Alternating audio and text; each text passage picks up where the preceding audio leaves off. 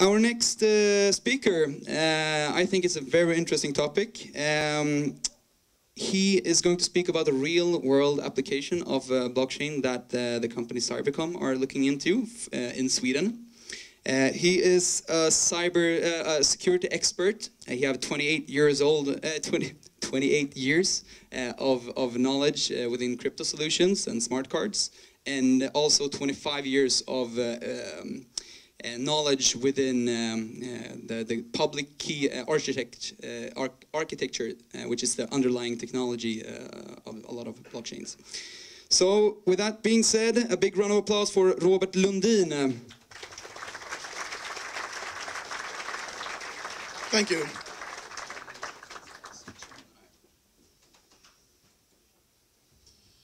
Yes, I got a nice introduction, and we have an interesting project.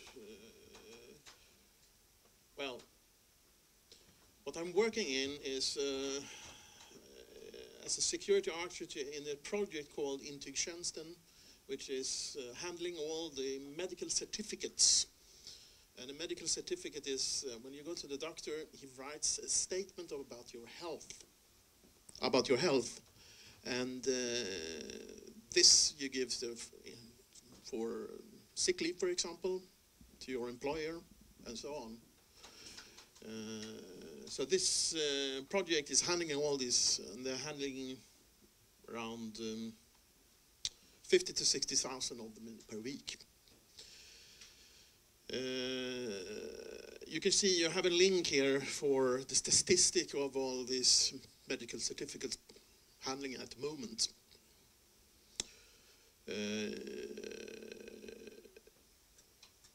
It's owned by NERA, which is this company owned by all the regions in Swedish, landsting, and counties, kommuner. And it's funded for what we call the special money from the government to improve the healthcare sector. So this project is funded by the ET part of it. It's been done. I've been working there since 2013 as a security expert. And we have an application we call in Swedish is Cybercom, and it's an interaction surface where you're trying to get people from sick leave. If you have, for example, a broken bone, you want to get back to work as soon as possible. That means if you still have broken bones, you probably can get back to work and do certain types of tasks.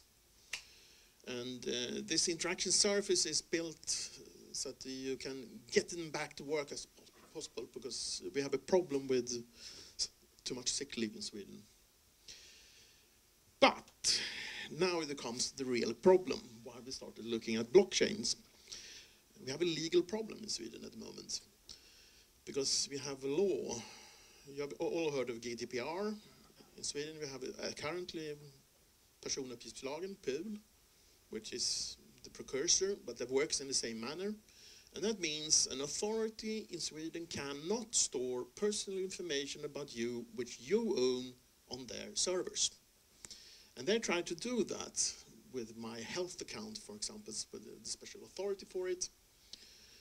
And they fail because the Datainspektionen, which is the authority which handles this, says, no, you're not allowed to do it.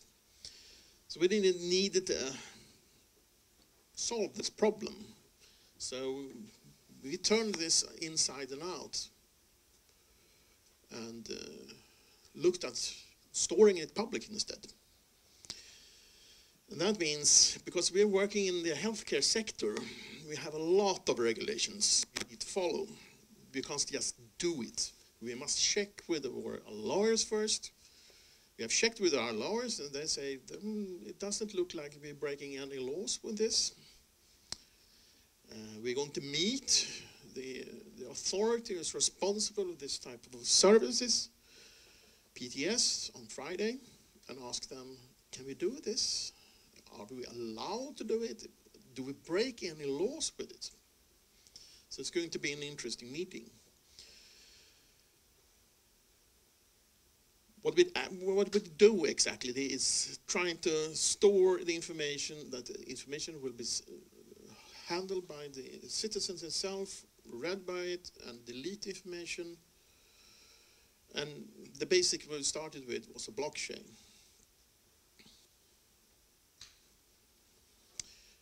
But first, what is this communications needed? First of all, we put the citizen in the center. The citizen is going to control the information flow. So the authority can't talk with the employee directly, it must go through the citizen.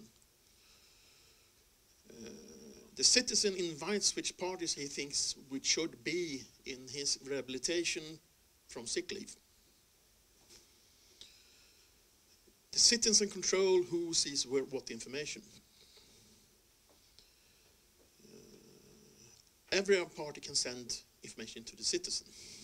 This is the basic principles we put in to start with.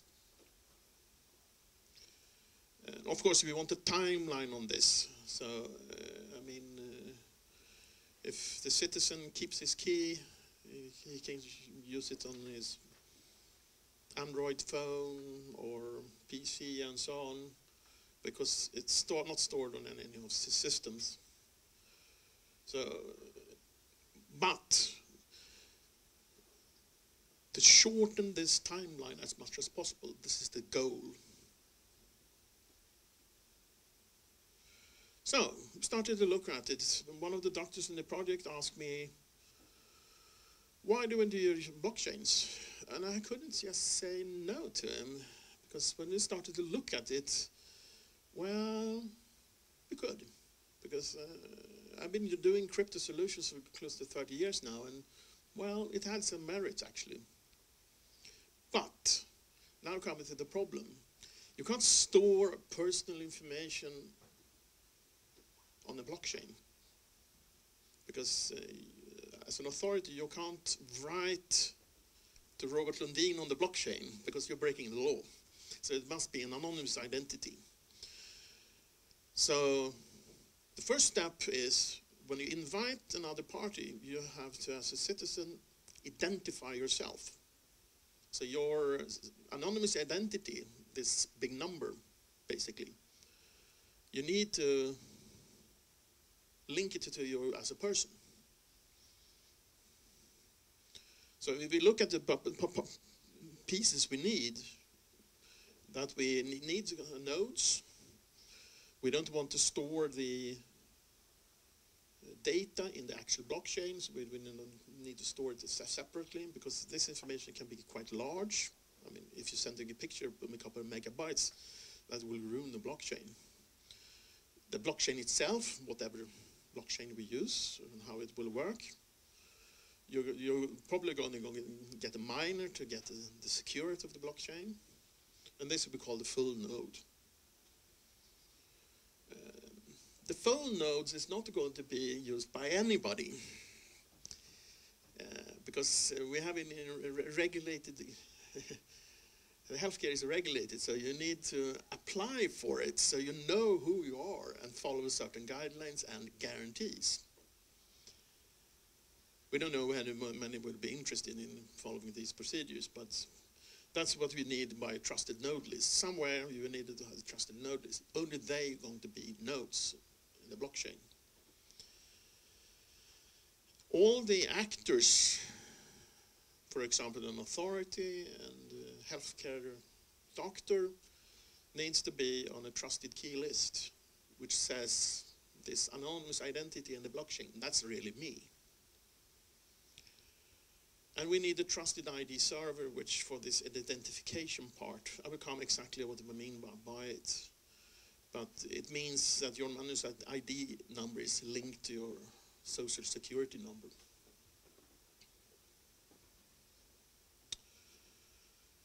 We have three cases we're talking about here. The first is the invitation parties. think the picture has been scrambled a little bit. But it starts with that the citizen, he looks at this trusted list and says, I want to communicate with my doctor. He finds this doctor in this trusted list. Is that such that one person? This is, of course, in the application. And then he needs to sign a statement, basically saying, my anonymous identity is this. I will need to do a proof of possession. It's not passion here. Proof of possession is basically that you link your ID with your key. You're encrypting your, using your private key to sign your identity, basically. And also you add your social security number. And you're using this as a third-party service. It gives you this statement, so it's signed from this third party. It can be bank ID, for example. It can be a service from the Medicare sector. Then you write it to the blockchain, plus this statement is in an encrypted file, which is pointed by the blockchain. And it is sent to the party you want to give this to. And here you have, from the authority's perspective, this anonymous identity is suddenly linked to the social security number. Then you fulfill all the requirements from the authority.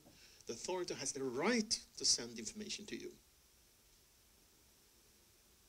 So this is the first step.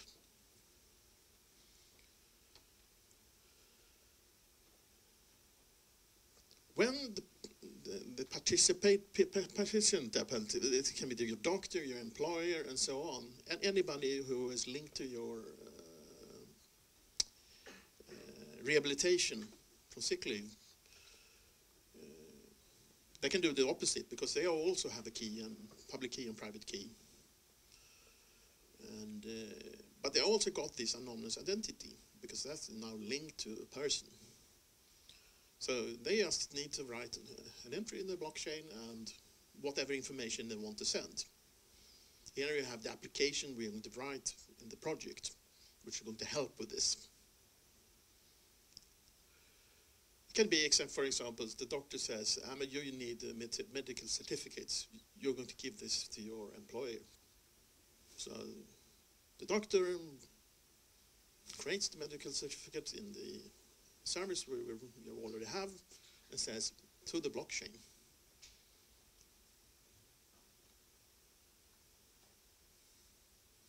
The citizen can, of course, do the same, but here you can probably need to send the same information to several parties.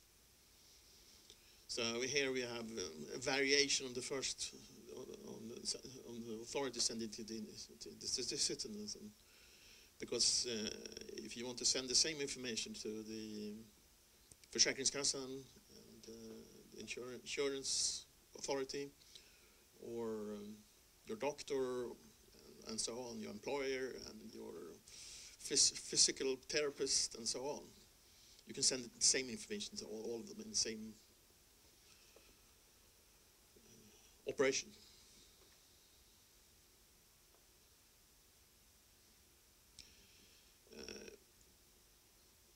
What we're doing at the moment is that we have talked with our lawyers, the project lawyers. We have talked with the lawyer for Inera, which is the service company for all the national services in the healthcare sector.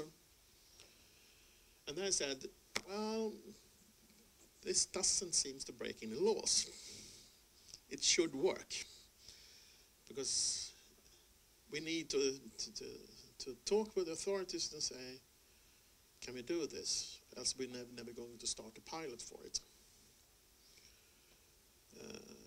So the next step, on Friday, we're going to meet PTS, the Post och telestyrelsen, which is the authority for EIDAS, which handles trusted services. Later on, we have the authority for basically upcoming GDPR, which this will fall under. Datainspektionen a little later in February. where we're going to ask the question, do we breaking the laws of doing this? This scenario. The next task is to write technical and economic requirements, because, for example, we don't expect the citizen to pay for this. Somebody else must do. And using blockchains is never free. There's always a cost somewhere. And who is going to pay for it? In the end, it will be the taxpayers, but the regions probably, or the counties. We will assemble this requirement, and then we're going to send it out and see if anybody has an interesting solution to this, or else we're going to need to do it ourselves. After that, we're going to do a review, and after that, we're going to develop a pilot, hopefully this year. Because the project we have is only funded this year. It will end in the end of next year in February. So we haven't got all the time in the world. Because the paper we have described, the solution, it's unfortunately for most of you it's in Swedish, but it's because if you send a paper to the authorities, it's always a public paper. If you want it, you can send an email to me. So, yeah, I will send it over. It has been not published on the web yet.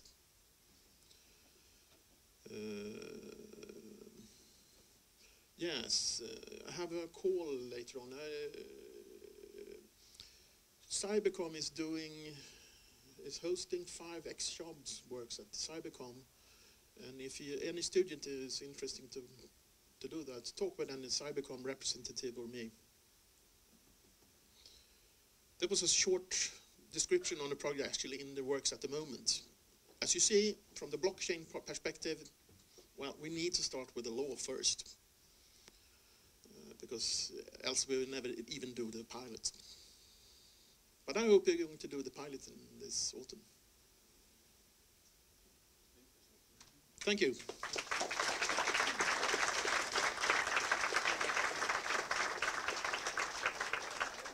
Very interesting. Do you have any questions?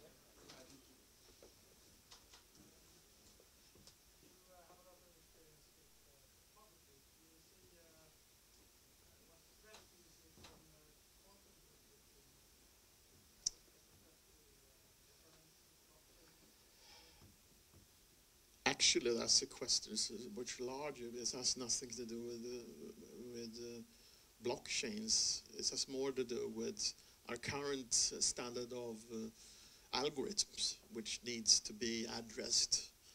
But if you look at it from my perspective, I've been doing this for close to 30 years. And the first algorithm I started with was a French defense algorithm. And after that, I started using DES, a new algorithm. As we know all here, DES is a very old algorithm, and it's obsolete. And you have what's called an arms race in the crypto world. It will always, it's going on all the time. So if you come with the next attack, well, it's business as usual, actually. And if they manage to do a prototype which functions, works, they can prove it. For example, when they broke the DES, they built the DES cracker and NetDES, I think it was called the project. But there was a machine which cost $750,000, and they could guaranteed break DES in 45 days. Suddenly the banks, which you were using DES at the moment for communicating between bank offices, you have a valuable attack option. You can, I mean, there's a security rule which says value of protection, how much it costs to do the attack, and what you gain. There must be a balance between these. So if your attack cost is 1 million and you gain $50, well, nobody's going to do it. So what's the value? You must start with here. And with quantum computers, as I've understood it, it's not only the blockchain that will be affected. No, everybody. Everyone will be affected. Yeah, the current the SWIFT transactions and so on. So everybody will be affected. So you need to change algorithm very quickly. It took 3 months to replace DES. When you're forced to do it. It goes very quickly. So I don't see it as a problem. It's more business as usual.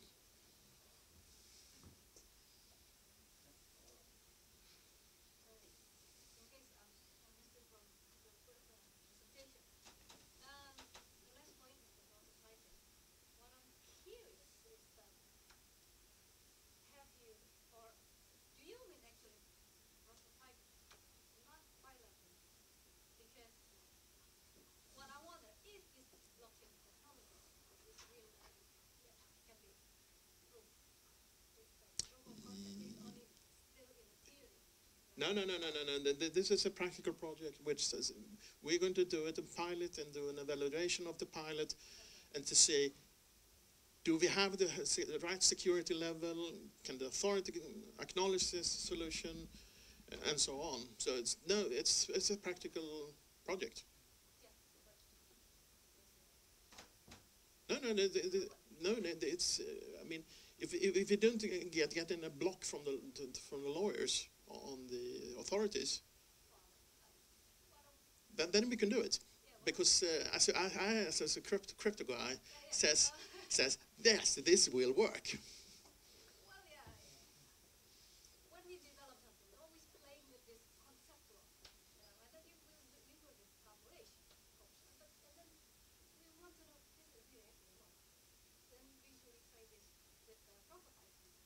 Yeah, a pilot in this case is actually a prototype, yes, because it's not a full-blown production system. It's a small system where you use a small portion of the user base and try it out and see, does it work? So this maybe we'll be using 100 patients just to test it, and a small number of employees and a small number of doctors. I actually think we need to continue. So, yeah. If you want to ask more questions later, Robert will be in the panel discussion as well, so you can ask the questions then. Thank you. Thank you so much. Another round of applause.